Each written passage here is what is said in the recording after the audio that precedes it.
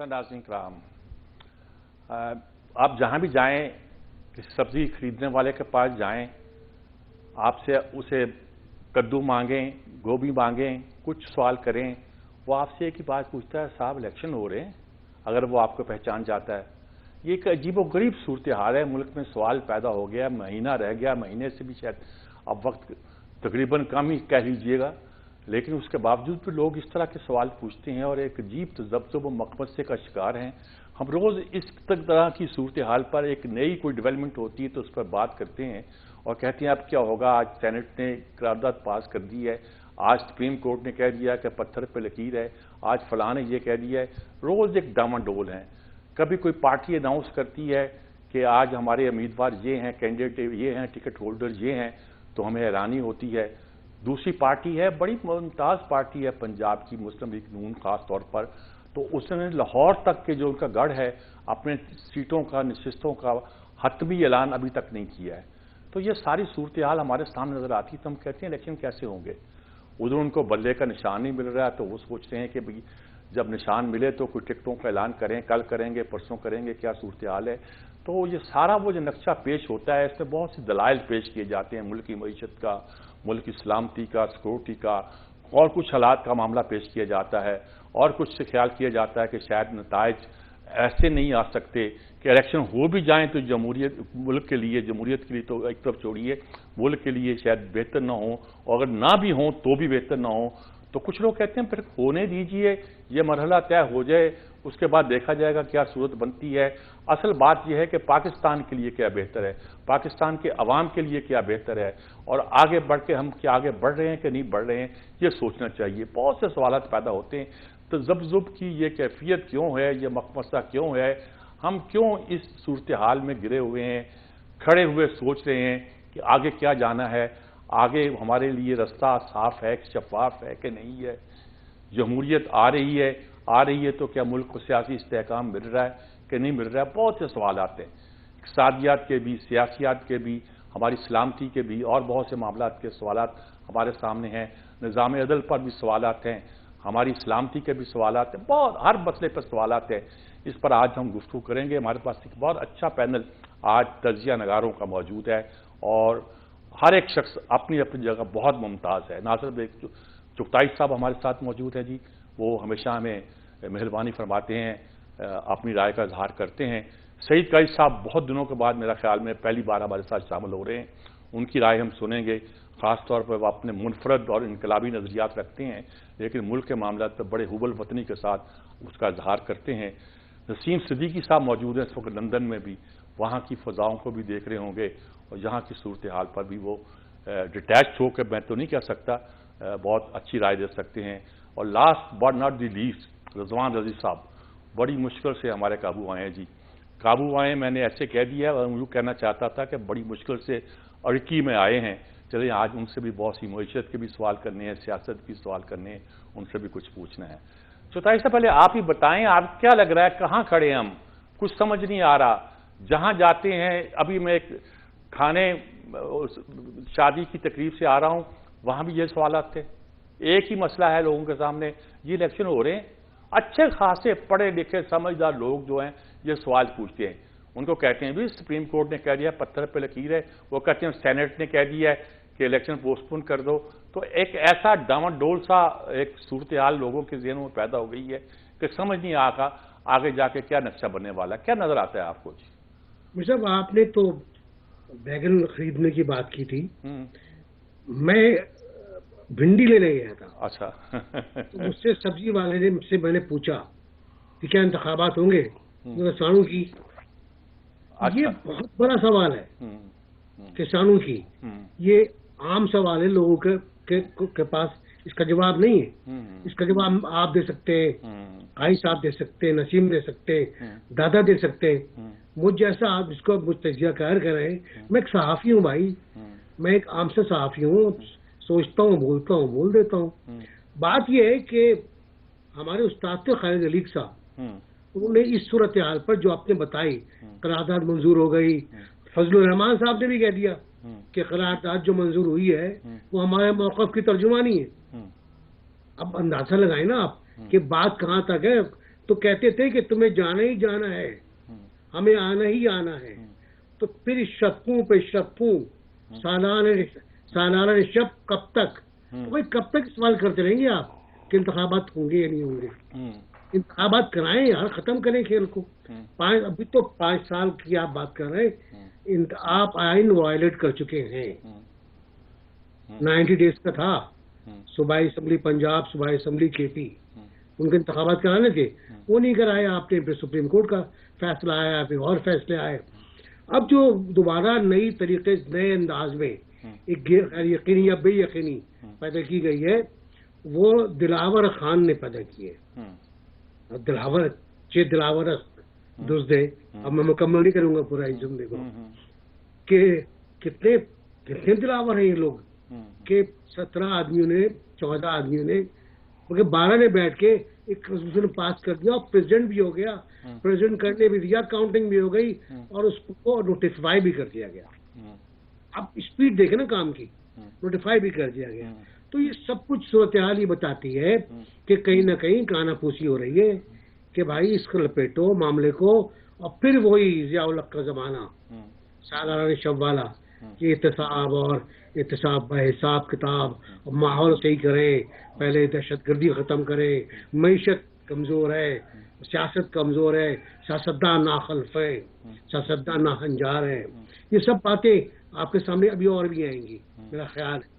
تو یہ کمپین کا حصہ ہے, لیکن مجھے یقین ہے کہ یہ کمپین, آپ کہتے تھے ایک جملہ کہ بیلوں منڈے نہیں چڑھے گی, اس کو چڑھنا بھی نہیں چاہیے, اس کا حق بھی نہیں ہے, اس کا استحقاق بھی نہیں بنتا کہ یہ, اور اگر ایسا ہوتا ہے تو پھر زخم اور لگیں گے, اور زخم لگیں گے, اور خطرناک زخم ہوں گے.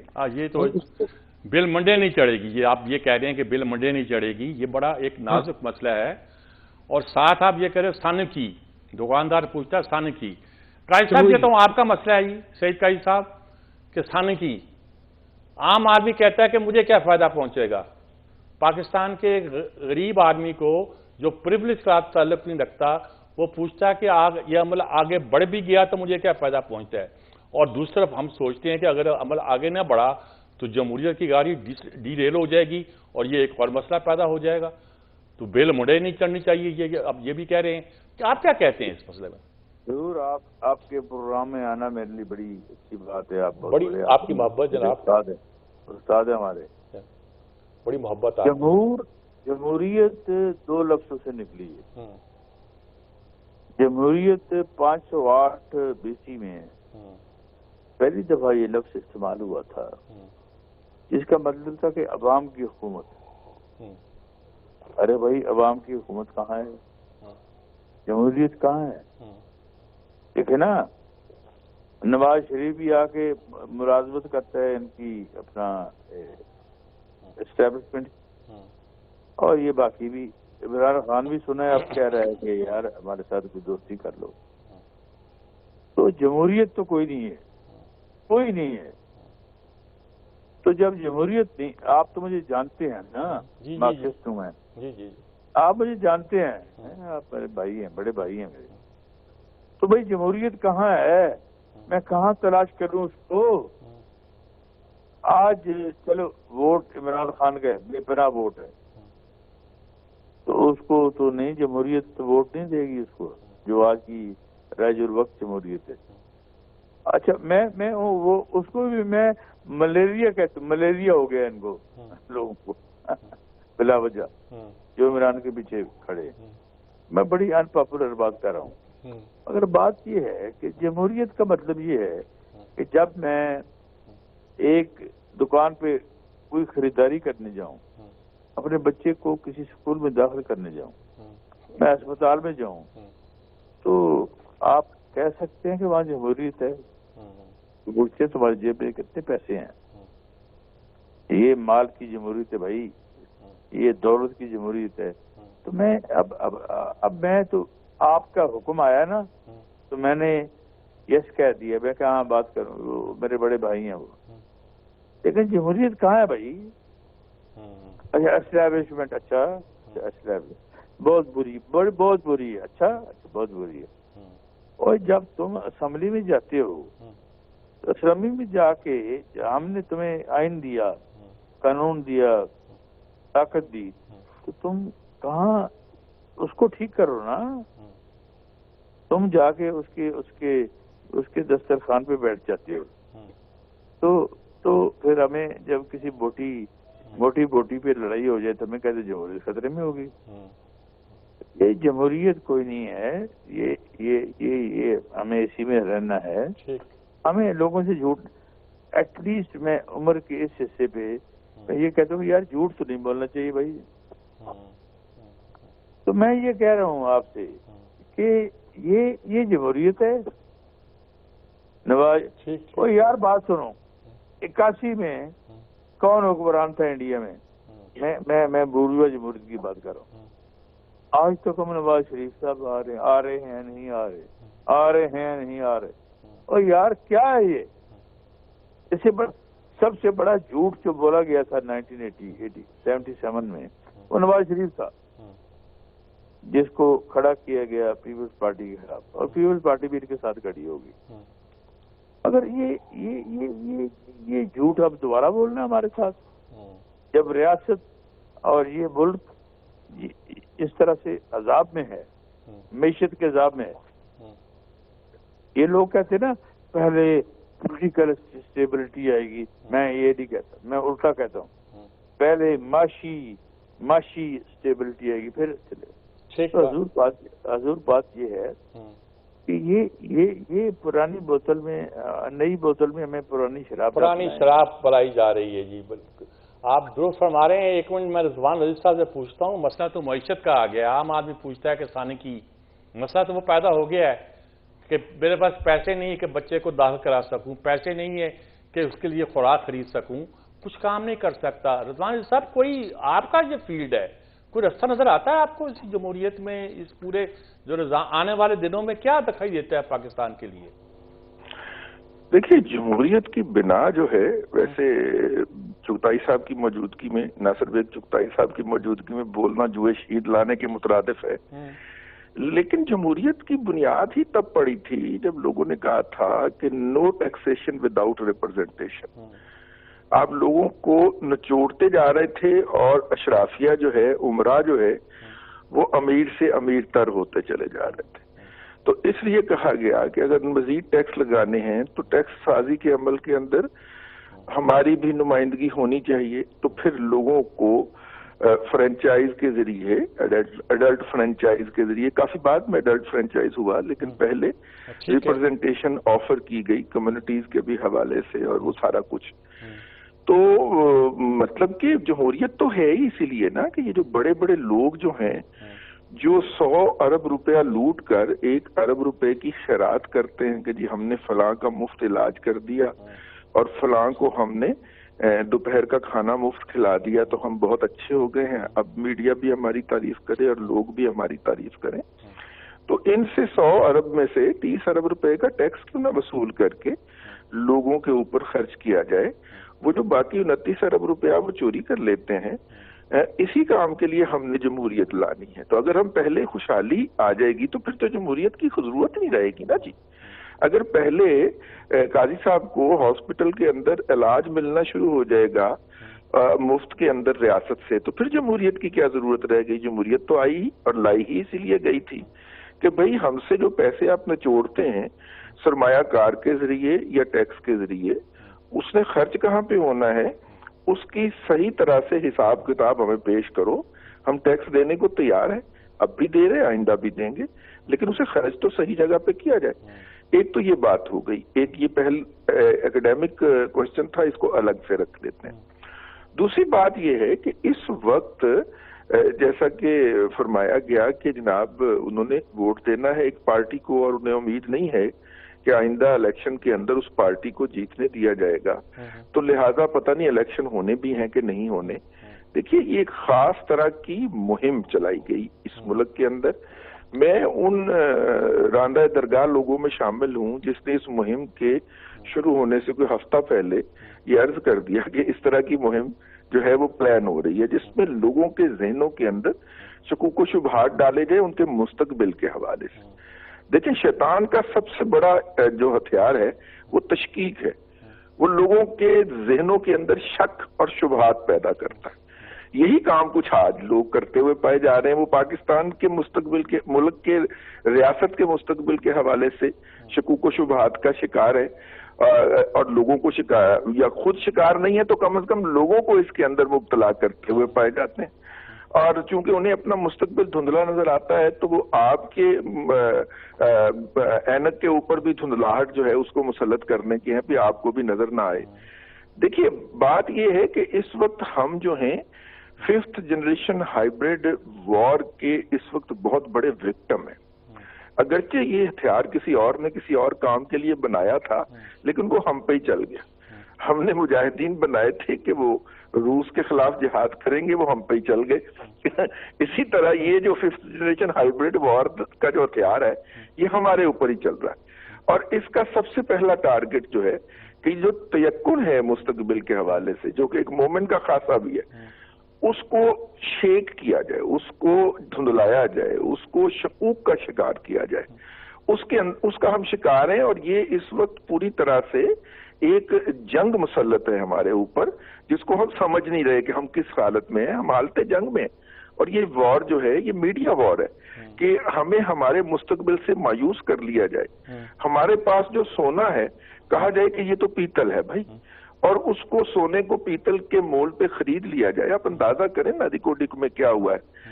اجا کے اس پہ ہمیں جو تھا وہ اربوں ڈالر ملنے تھے، اب 10 ارب ڈالر ہم نے ادا کرنے ہیں اس کے اوپر، اور ہم سے وہ 10 ارب ڈالر کہیں سے بن نہیں پا رہے تاکہ اس ملک سے سونا اور پیتل تانبا نکلنا شروع ہو. تو اس لیے یہ ہوتی ہے وار کہ لوگوں کو اس شک کے اندر مبتلا کر دیا جائے. اور ہم اس وقت سب سے بڑے وکٹم ہیں دنیا بھر کے اندر. ادروائز اس وقت دنیا کی 4.5 ارب آبادی جو ہے وہ الیکشن میں جا رہی ہے.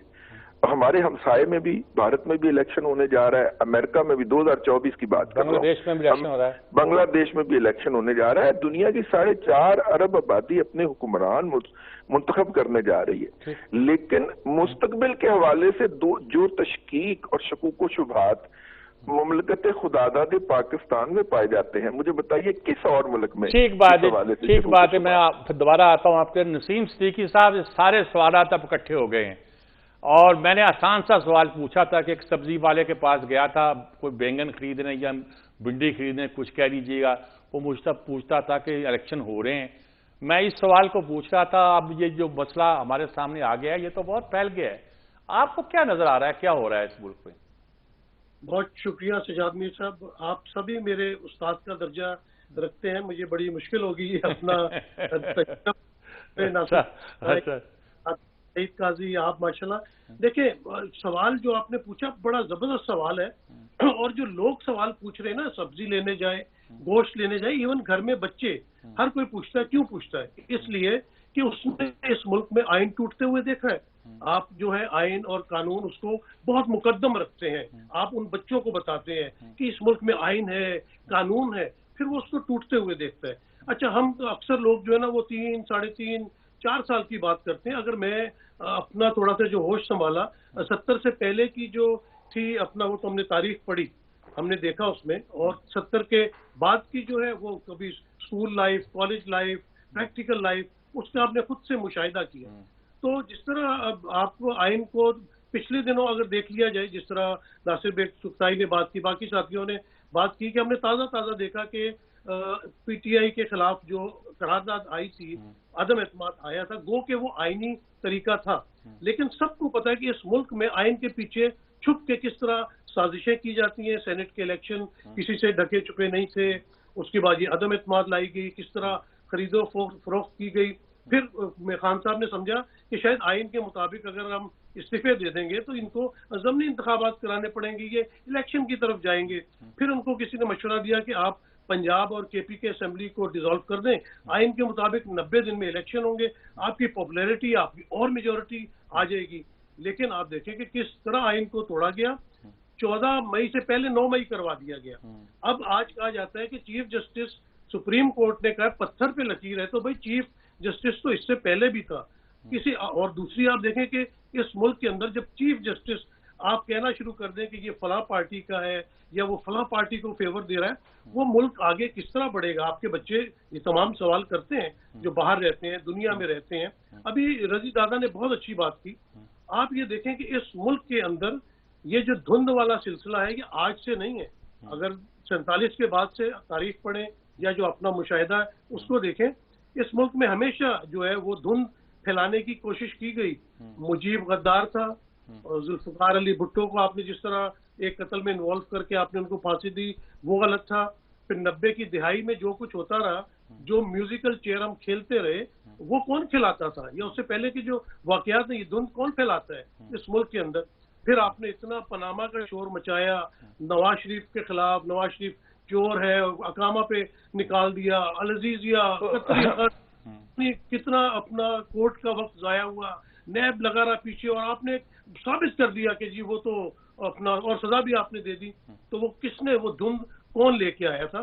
اس کے بعد آپ نے اب یہ جس طرح 9 مئی کا واقعہ، 9 مئی کے واقعے کی کوئی بھی ذی شعور پاکستانی اس کی جو ہے وہ حمایت نہیں کرتا، ہم اس کی بالکل مسترد کرتے ہیں۔ پاک فوج ہے تو پاکستان ہے، وہ جوان ہمارے لیے اپنی جانوں کے نذرانے پیش کرتے ہیں، لیکن بھائی جو 2-4 ہزار لوگ تھے آپ ان کو سزا دیں، اور ان کو بھی سزا دیں جو کہ آپ کو RO کے دفتر کے اندر تو گھسنے نہیں دیتے، اور اتنی بڑی بڑی جگہ سب گھس گئے اور کوئی پولیس نہیں، کوئی روکنے والا نہیں۔ بس تحقیق ہونی چاہیے کہ کون اس کا ذمہ دار تھا، اور 14 مئی کو آپ نے پھر الیکشن نہیں کروائے، تو اس لیے ڈاؤٹس بہت زیادہ کریٹ ہو رہے ہیں کہ لوگ ہر کوئی دیکھ رہا ہے کہ اس ملک میں آئین ٹوٹ رہا ہے، اور ابھی الیکشن ہوں گے یا نہیں ہوں گے، کیونکہ ہوا نہیں بن پا رہی۔ میں آخری بات کر دوں، وجہ یہ ہے کہ نہ ہونے کی وجہ یہ ہے کہ آپ نے عمران خان کو جیل کی سلاخوں کے پیچھے ایک بند کوٹری میں بٹھا دیا ہے، لیکن اس کا ایک آرٹیکل جو ہے وہ پوری دنیا میں اب یہ لوگ سوال کرتے ہیں کہ ایسے آرٹیکل کیسے لکھے جاتے ہیں، کیسے چھپتے ہیں، کیوں کر چھپتے ہیں، یہ ہماری ریاست کیا کر رہی ہے، بہت سے سوالات اٹھتے ہیں۔ دوبارہ میں آتا ہوں جی، ایک وقفہ لیتے ہیں، وقفے پہ حاضر ہوتے ہیں، پھر میں ناصر بیگ چودھری صاحب سے پوچھتا ہوں کہ جو آسان سا سوال، آپ بھنڈی خریدتے ہوئے آپ کو کسی نے پوچھا تھا، اب آپ کے پاس اس کا جواب کیا ہے؟ اتنی ساری گفتگو سننے کے بعد ایک وقفہ، وقفے کے بعد حاضر ہوتے ہیں۔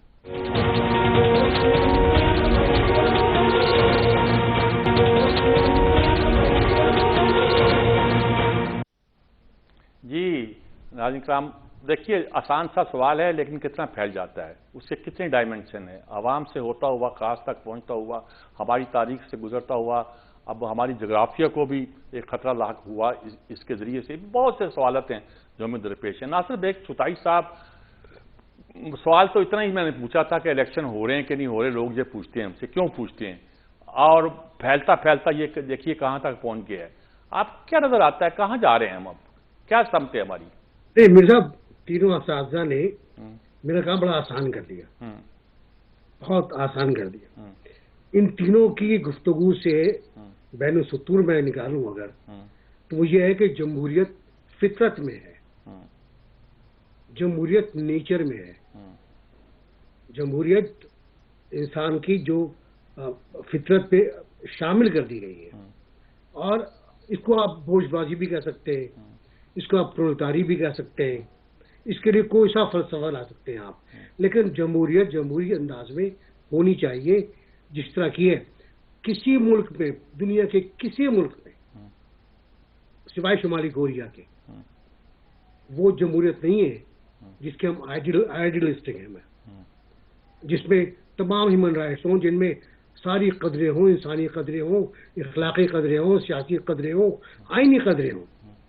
آپ کا پڑوسی ملک ہے، دیکھ لیں نا، وہاں ڈیموکریسی ہے، وہاں کسی نے پنگا نہیں لیا آئین کے ساتھ، کھلواڑ نہیں کیا آئین کے ساتھ، وہاں کبھی کوئی غیر سول شخصیت قابض نہیں ہوئی اقتدار کے اوپر، وہاں انہوں نے اپنا سسٹم چلائے رکھا جیسا بھی چلتا رہا۔ ایک اندرا گاندھی کی ایمرجنسی آئی، چھوٹا سا پیریڈ تھا، اس کو انہوں نے اڑا دیا، وہاں کی کورٹ نے اڑا دیا اس کو، وہ ختم ہو گیا سلسلہ۔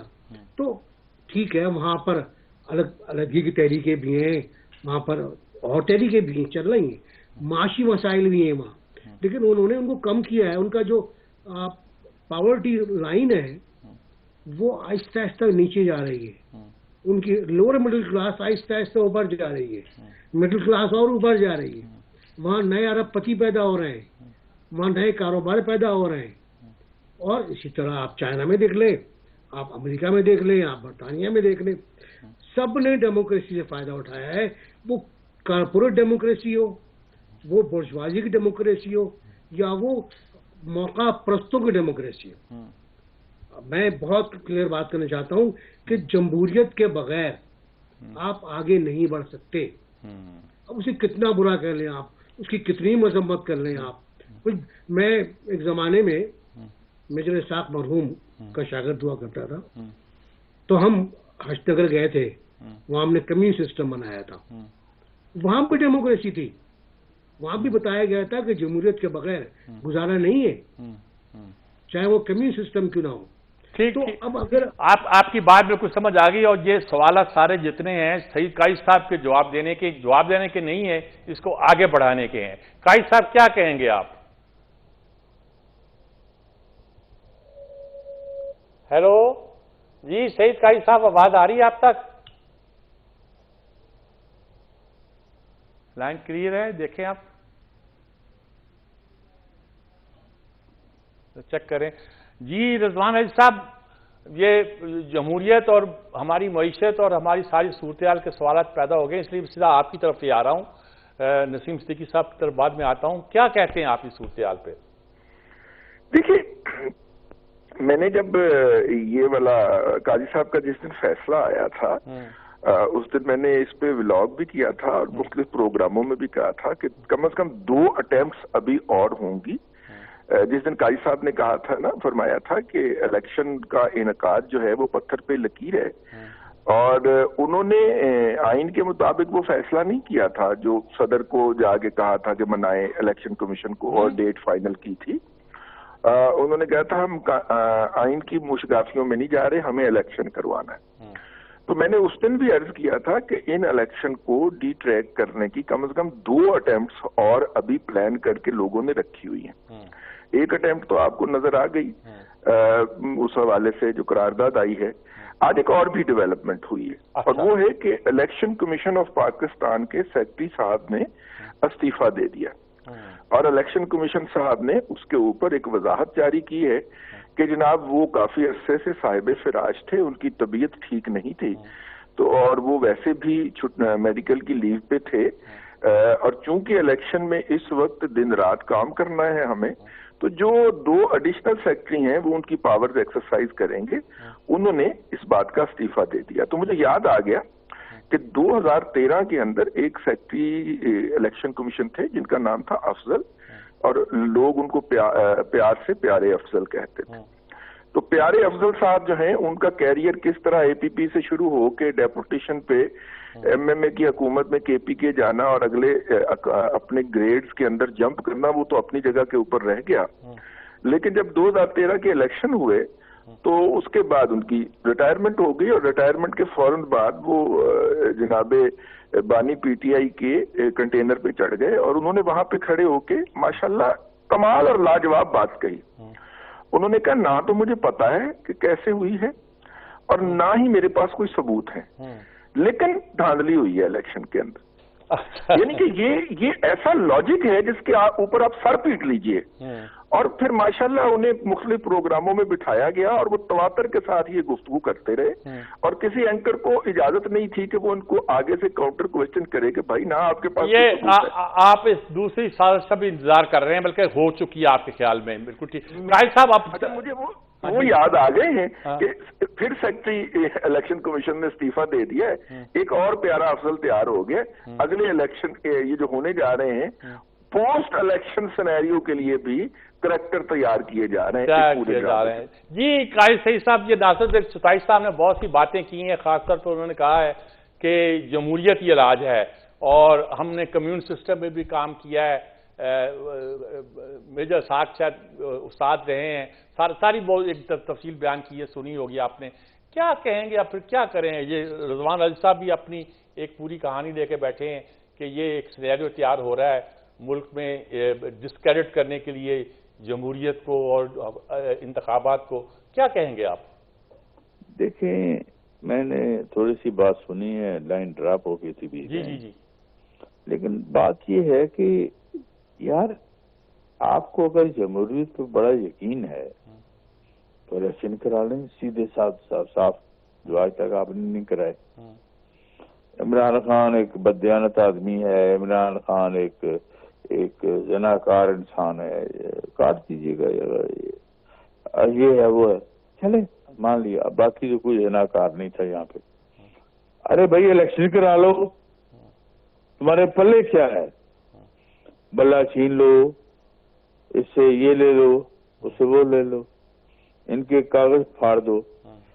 کون سی جمہوریت حضور؟ آپ تو ہمارے استاد ہیں، کون سی جمہوریت رہے گی یہاں پہ؟ ارے بھائی آئے گا 1.5-2 سال کے لیے چلا جائے گا، کیا موت کیا پڑ گئی آپ کو کہ بلہ بھی چھیننا ہے، یہ بھی لینا ہے، وہ قانونی کر لیں. یہ باقی سارے دودھ کے دھلے ہوئے ہیں یہ جو آئے ہیں، یہ جو سارے بیٹھے ہوئے ہیں اپوزیشن میں، جو حکومت میں آ کے آج بندر بانٹ کر رہے ہیں، مجھے یہ دے دو، مجھے یہ کون ہے؟ یہ کون لوگ تھے؟ میں نے ایک دن اس کو فون کیا، اس کو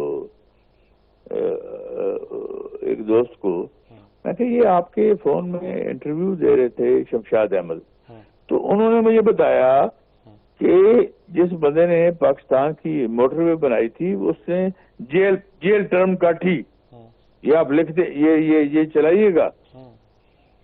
میں کہ کس بات پہ کاٹی بھائی جیل؟ کہتے اس نے کک بیک دی تھی. ارے بھائی ابھی ایک بندے کو بھیجے ہیں، اس سے پوچھے یار کک بیک کس کو دی تھی اس نے؟ وہ کون تھا چور و چکا؟ 2 نمبر انسان کون تھا جس نے؟ یار کیا باتیں کر رہے ہیں آپ؟ اب وہ بدل گئے ہیں، سنیں وہ حالات کو دیکھ کے انہوں نے اپنا سٹانس بدل دیا ہے.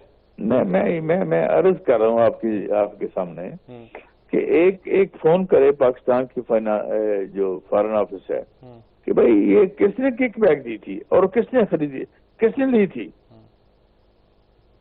پھر ان کو ہمارے اوپر سر پہ مانڈ. مجھے نہیں پتا کس نے لی تھی، آئی ڈونٹ نو. میرے پاس اتنی خبر ہے کہ مجھے شمشاد احمد نے مجھے بتایا. ٹھیک ہے بالکل یار یہ کس نے لی تھی؟ تو اس کے لیے ہم اپنی زبان اور ہم اپنی چپڑاس پن کرتے رہے. ہم چپڑاسی ہیں یا صافی ہیں؟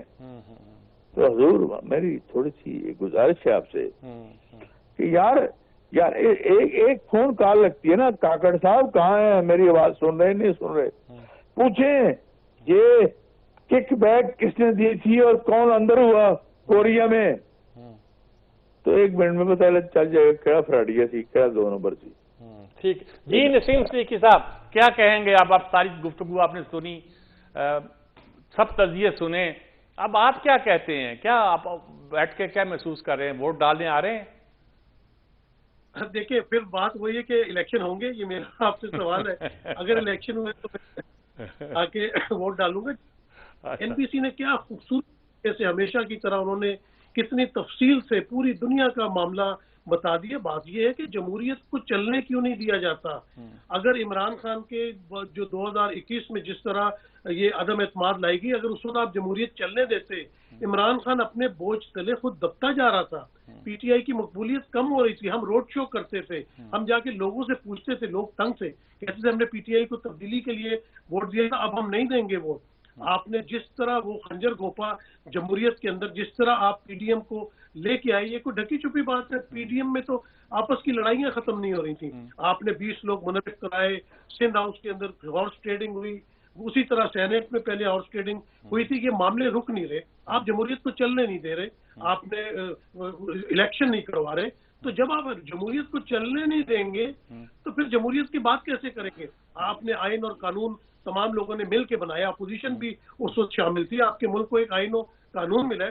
جب آپ کی مرضی ہوتی ہے تو آپ آئین کی بات کرتے ہیں. دیکھیں جی وہ طریقے عدم اعتماد تو آئینی تھی، تو باقی جو غیر آئینی کام ہو رہے ہیں اس کے بارے میں کیا کر رہے ہیں؟ تو بات یہ کہ ہمیں کسی سے ڈرنا نہیں چاہیے. بات یہ کہ ہمیشہ آپ جو ہے نا، جن کا ذکر دادا نے کیا کہ جو دھن پھیلاتے ہیں، یہ خوفزدہ رہتے ہیں. یہ سیاستدانوں سے ہمیشہ یہ ان کی کردار کشی کرتے ہیں. بھلے وہ مجیب ہو، بھلے وہ بھٹو ہو، بھلے وہ نواز شریف ہو، بے نظیر ہو، عمران خان. اب عمران خان کا حفاظ سنبھالا نہیں جا رہا کہ وہ اندر سے بھی، جیسے پہلے آرٹیکل کا ذکر ہوا، بلہ چھین لینا ہے. قاضی صاحب نے بات کی، یعنی کہ تمام تر توجہ اسٹیبلشمنٹ کی اور الیکشن کمشنر اور الیکشن کمیشن کی صرف اس طرف ہے کہ وہ کسی طرح پی ٹی آئی کو اس الیکشن سے باہر رکھ سکیں. لیکن اس میں وہ کامیاب نہیں ہو رہے. جب وہ کامیاب نہیں ہو رہے تو ان کو خوف چڑھا ہوا ہے کہ اگر الیکشن والے دن پبلک باہر نکلی اور ہم دھاندلی نہ کر پائے، اور اگر پی ٹی آئی کے لوگ جیت گئے، کھمبا جیت گیا، فلاں جیت گیا، تو پھر ہم کیسے سنبھالیں گے؟ اصل مسئلہ صرف یہ ہے، اور آپ نے صرف اس وجہ سے آپ نے جمہوریت کو جو ہے وہ بریکیں لگائی ہوئی ہیں. آپ کی بات سمجھ آئے گی جی. ایک وقفہ لیتے ہیں جی. وقفے کے لیے بار بار مجھ سے کہا جا رہا ہے، وقفے کے بعد پھر حاضر ہوتے ہیں. کوشش کرتے ہیں جاننے کی کہ کیا آپ ابھی تک کر رہے تھے، کیا ہو رہا ہے.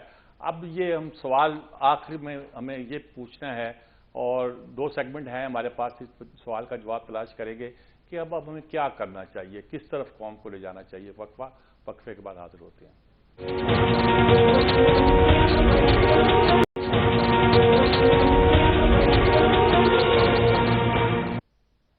جی ناظرین کرام، جیسے سوال تو خیر چغتائی صاحب، مسئلہ یہ ہے کہ اب کریں کیا؟ آپ تو ایک بات کہہ دیے کہ الیکشن کرا لیں، کچھ لوگ کہتے ہیں الیکشن نہیں ہو رہے. اب ہم پھنسے کہاں ہوئے ہیں؟ اس کا کوئی علاج کیا ہے؟ لوگوں کو کیا سمجھائیں، کس کو کیا سمجھائیں؟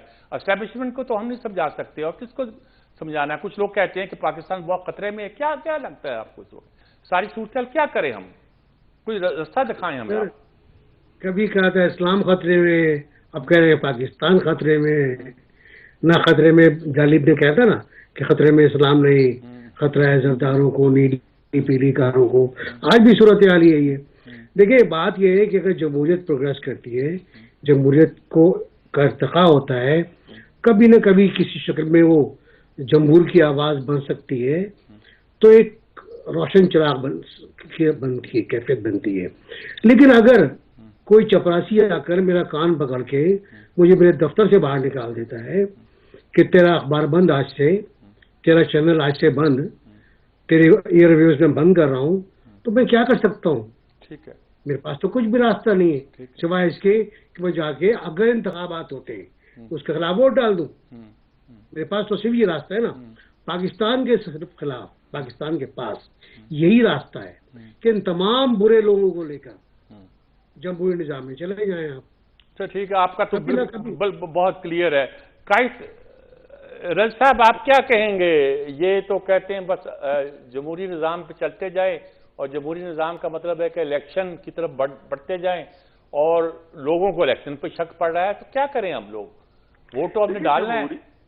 جمہوریت کے اندر کمی اور کجی ہے اور لوگوں کی صحیح نمائندگی نہیں ہو رہی، تو اس کا علاج مزید جمہوریت ہوتا ہے. اچھا ٹھیک ہے. اور مزید جمہوریت جو ہے وہ اس بنیاد پہ نہیں ہوتی کہ کرنل لیاقت اگر بندے گھیر کے لائے اور میرا ہر قانون سازی پاس کرے بغیر پڑھے ہوئے وہ لوگ، ان کو کنٹینروں میں بند رکھا جائے، تو یہ عین جمہوریت ہے. لیکن اسی سیٹ اپ کو گرنے دیا جائے، اور روک تو سکتے تھے نا، مجھے بچا تو سکتے تھے نا. اگر فرمائش پوری نہ کی جائے تو وہ جناب جمہوریت کے لیے خطرہ ہو جاتا ہے، اور میں خطرے ناک ہو جاؤں گا اور میں کسی کو نہیں چھوڑوں گا. یعنی پاکستان کی پوری اسٹیبلشمنٹ، پاکستان کی پوری عدلیہ سر کے بل کھڑے ہو کے نواز شریف کو پینلائز کرتی ہے، اور Nawaz Sharif national crime agency you کے سے کلین چٹ لے کے آ جاتا ہے. اور پھر بھی لوگ جو ہیں وہ پرانے قصے اور طوطا مینا کی کہانیاں اور کرپشن کی داستانیں لے کے بیٹھے ہوئے ہیں. میرا مطلب ہے کہ کم از کم آپ کسی عدالت کو تو تسلیم کر لیجئے. آپ موجودہ عدالت، پاکستان کی موجودہ عدلیہ کے فیصلے کو تسلیم نہیں کرتے. وہ بھائی نواز شریف یو کے کی عدالت سے کلین چٹ لے کے آیا ہے، اور انہوں نے ان کے اثاثوں کو پوری طرح 3 سال چیک کیا ہے. لیکن وہ ہم نے نہیں ماننا، کیونکہ ہمارا جو موجودہ بیانیہ ہے، جو ہم نے مختلف پروگراموں میں بیٹھ کے پچھلے 10 سال رگڑا ہے، اس کو وہ سوٹ نہیں کرتا نا نواز شریف کے خلاف، نواز شریف کے حق میں این سی اے کا وہ فیصلہ، لہذا ہم رگڑیں گے اس کو. اور یہ ہمارا فنڈامنٹل رائٹ ہے انڈر آرٹیکل 19 کہ ہم بیٹھ کے بغیر ثبوت کے، بغیر لاجک کے، بغیر تک کے یہ باتیں کرتے جائیں. دیکھیے اس وقت کیا ہے، اس وقت ہے کہ جیسا ہے 2018 کے الیکشن کے اندر دھاندلی ہوئی اور میں استاد کی خدمت میں حاضر ہوا تو انہوں نے کہا کہ ہم پیچھے رہ گئے، جمہوریت ایک قدم اور آگے بڑھ گئی. تو میں نے کہا کہ ان الیکشن کے اندر جو کچھ ہوا ہے، انہوں نے کہا جو کچھ بھی ہوا ہے جمہوریت ایک قدم اور آگے بڑھ گئی نا، اور ہم پیچھے رہ گئے، اس کے اندر ہم سوار نہیں ہو سکے. اب آپ ہنس رہے ہیں، یہ آپ نے ہی فرمایا تھا. تو میرا مطلب ہے کہ لیٹ دا جمہوریت موو. ہو سکتا ہے کہ اس والی ٹائم کے اندر اچھا جناب، آپ نے اگلی دفعہ ہو جائے. اچھا کیا آپ نے ہمیں بھی آنا دکھا دیا. جی نسیم صدیقی صاحب اب بتائیے، ہم بھی کٹہرے میں آ گئے ہیں، پرستہ بتائیے گا. جی میر صاحب، جس طرح 5th جنریشن وار کا ذکر ہو رہا تھا نا، یہ ہر دور میں اس قسم کی وار ہوتی ہے. کہا جاتا تھا کہ میڈیا کو آزادی، یا میڈیا مشرف کی وجہ سے آیا. بھائی مشرف نہ ہوتا، نواز شریف ہوتا، بے نظیر ہوتی، آنا ہی آنا تھا، کیونکہ سوشل میڈیا کی ایک کام آگے چلنا تھا اور دنیا میں پھیلنا تھا. اچھا، بات یہ ہے کہ ہر دور میں بیانیے بنائے جاتے ہیں. ابھی جیسے ہمارے سینئر نے بڑی بہترین بات کی ہے، NCA کا حوالہ دیا گیا ہے. اول تو میرے خیال سے نواز شریف کا تو کوئی NCA کا تعلق نہیں تھا، وہ سلمان، شہباز اور شہباز شریف کا کیس ضرور تھا. اس طرح تو NCA نے بانی متحدہ کو بھی کلین چٹ دی تھی. تو یہ یہاں پہ جو ہے نا وہ ڈفرینٹ چیزیں، کوئی بری نہیں کیا گیا. انہوں نے ایک کیس دیکھا کہ ایک پیسے آئے ہیں، اس کو انہوں نے چیک کیا، انہوں نے دیکھا کہ یہ صحیح طریقے سے آئے، انہوں نے کیس کلوز کر دیا. کوئی بری کرنے والی بات نہیں. اب بیانیہ بنایا جا رہا ہے. جس طرح بیانیہ بنایا گیا تھا پاناما کا، اس کا کیس چلایا. میں روزانہ جو ہے میں احتساب عدالت، یہی جج بشیر صاحب ہوتے تھے، میں صبح 8 بجے سے جاتا تھا، 2 بجے تک میں وہاں رہتا تھا. میں نے سارا وہ کور کیا، کس طرح صندوقوں کے اندر ثبوت بھر کے لائے جاتے تھے، قطری خط، یہ ہے وہ ریسورسز، اسمبلی میں کھڑے ہو کے بتایا جا رہا ہے. اس ملک کو لوٹا کس نے ہے؟ مجھے میر صاحب بتائیں. میں نے، آپ نے لوٹا ہے. جن لوگوں نے لوٹا ہے، لوگ ان کی جو ہے پیچھے آ کے کھڑے ہو جاتے ہیں، ان کا بیانیہ لے کے ٹی وی پہ تجزیوں میں چلتے ہیں جی کہ بیٹے سے تنخواہ لینے پہ اس کو نکال دیا گیا. بھائی آپ کے پاس اقامہ کیوں تھا؟ آپ یہ بتائیں نا. میری کوئی دشمنی تو نہیں ہے. چلیے آپ کی بات بالکل سب کی بات آ گئی. ایک وقفہ لیتے ہیں، وقفے کے بعد آخری بات جو کنکلوڈ کرنے والی ہوگی وہ میں آپ سے پوچھوں گا کہ آپ کریں کیا، یہ بتائیے گا. یہاں ہونے والا کیا ہے؟ ایک تو ہے کہ ہم کریں کیا، وہ تو ہم اس بحث کو اب پیچھے چھوڑ رہے ہیں. اب ہونے والا کیا ہے، اس پہ گفتگو کریں گے ایک وقفے کے بعد.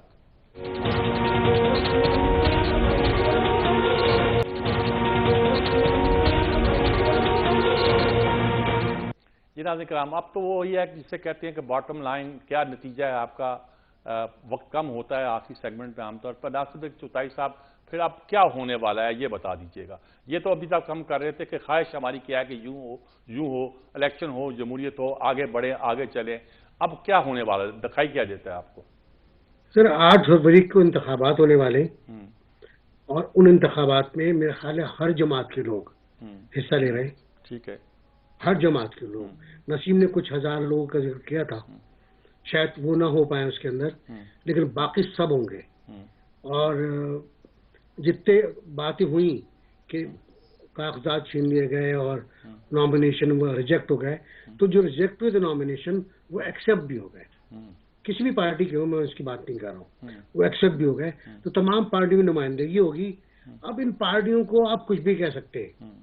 آپ کہہ سکتے ہیں غیر جمہوری پارٹیاں ہیں، موروثی پارٹیاں ہیں، یا ایسی پارٹی جس کے انتخابات ہی غلط ہوئے، سب کچھ کہہ سکتے ہیں آپ. لیکن یہی پارٹیاں ہیں آپ کے پاس دستیاب.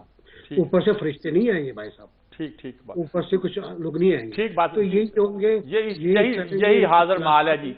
یہی لوگ ہیں. اختلافات ہوں گے، ان میں ٹکٹوں پر جھگڑے ہوں گے، ساری خبریں آپ دے رہے ہوں گے. لیکن 8 فروری کو انتخابات ہوں گے. جی نسیم صدیقی صاحب، آپ کیا فرمائیں گے؟ لاسٹ ورڈز کیا ہے آپ کے؟ جی دیکھیں، بات وہی ہے کہ جمہوریت کو آگے چلنا چاہیے، الیکشن ہونے چاہیے، کوئی بھی جماعت آئے، پروسیس کو چلنا چاہیے. دیکھیں 2018 کی بڑی مثال دی جاتی ہے. 2013 میں کس طرح آروس کے الیکشن ہوئے تو زرداری صاحب نے فرمایا تھا پیارے افضل تو اس ملک میں بہت ہے. آپ نے دیکھا پچھلے دنوں محمد زبیر جو گورنر سندھ رہ چکے ہیں، ان کا بیان آیا تھا کہ جب شاہد خاقان عباسی کی حکومت تھی تو حکومت تو فیض حمید چلایا کرتے تھے. تو اس ملک کو تو کوئی اور چلا رہا ہے نا. یہ جمہوریت کا جو لبادہ اڑا دیا جاتا ہے نا، یہ لبادہ اتار دیا جائے اور جمہوریت کو اپنی اصل حیت میں اگر آگے چلنے دیا جائے گا تو پاکستان آگے جائے گا، نہیں تو پھر بڑی مشکلات بھی نظر آ رہی ہیں، کیونکہ ہم سوچتے ہیں کہ پاکستان بہتری کی طرف جا رہا ہے۔ ٹھیک بات ہے آپ کی، ٹھیک بات۔ جی رضوان عزیز صاحب، آپ اب لاسٹ ورڈ بتائیے، آپ کیا کہتے ہیں آپ اس پہ ساری گفتگو؟ دیکھیے 8 مئی کو الیکشن ہونے جا رہے ہیں، پاکستان کی میڈیا کو، اشرافیہ کو پورا زور لگانا چاہیے کہ وہ الیکشن ہوں، اور اس کے لیے اپنا پریشر برقرار رکھنا چاہیے۔ بس ایک بات میں یاد دہانی کروا دوں، وہ شہباز شریف کا کیس نہیں تھا پیارے بھائی نسیم صدیقی صاحب، وہ کیس تھا پی ٹی آئی نے فائل کیا تھا این سی اے کے اندر کہ جناب یہ جو حسن نواز صاحب ہیں، یہ جو بزنس کرتے ہیں، ان سے ملک ریاض نے جو 142 ملین ڈالر پاؤنڈ کی جو خریدی ہے، 142 ملین ڈالر کی جو خریدی ہے، یہ پاؤنڈ کی خریدی ہے، یہ جو جائیداد، اس کے ریسورسز پوچھے جائیں تو وہ نواز شریف اس میں کلیئر ہوئے تھے، وہ بھی اور ان کے صاحبزادے بھی، اور اس میں این سی اے نے دیا تھا۔ ذرا پوچھ لیجئے گا، آپ لندن میں بیٹھے ہیں، کسی آگاہ جرنلسٹ سے پتہ کر لیجئے گا۔ نہیں، خلاصہ آپ کا یہ ہے کہ الیکشن ہونے والے ہیں اور ہمیں ان الیکشن کو گارڈ کرنا چاہیے کہ الیکشن ہر صورت میں ہو، یہ خلاصہ ہے۔ سب لوگ یہی چاہتے ہیں کہ 8 فروری کو اس ملک میں انتخابات ہوں، تمام لوگ اس میں حصہ لیں، ان انتخابات کو سبوتاژ نہیں ہونا چاہیے، جمہوریت کی گاڑی پٹری سے نہیں اترنا چاہیے، الیکشن کے نتائج جیسے بھی ہوں، جس طرح کے بھی ہوں، اکثر ہمارے دوستوں کا خیال ہے کہ اس کے نتیجے کے طور پر تمام جماعتوں کو کسی نہ کسی حد تک اس میں سے شمولیت کا موقع ملے گا، پارٹیسپیشن ملے گی، اور اس نتیجے کے طور پر بات آگے بڑھے گی۔ خرابیاں تو اپنی جگہ ہوتی ہیں، ہوتی آئی ہیں، ہوتی رہیں گی، لیکن زیادہ جمہوریت کی کوتاہیوں کا حل ہوا کرتا ہے۔ اس ملک میں زیادہ سے زیادہ جمہوریت آنے دیجیے گا، مسئلہ حل ہو جائے گا، مسائل حل ہو جائیں گے، ملک ترقی کی راہ پر، میں تو نہیں کہتا چل پڑے گا، کم از کم اتنا ضرور کہتا ہوں کہ اگلی منزلیں آسان ہو جائیں گی۔ اجازت چاہتا ہوں، اللہ حافظ۔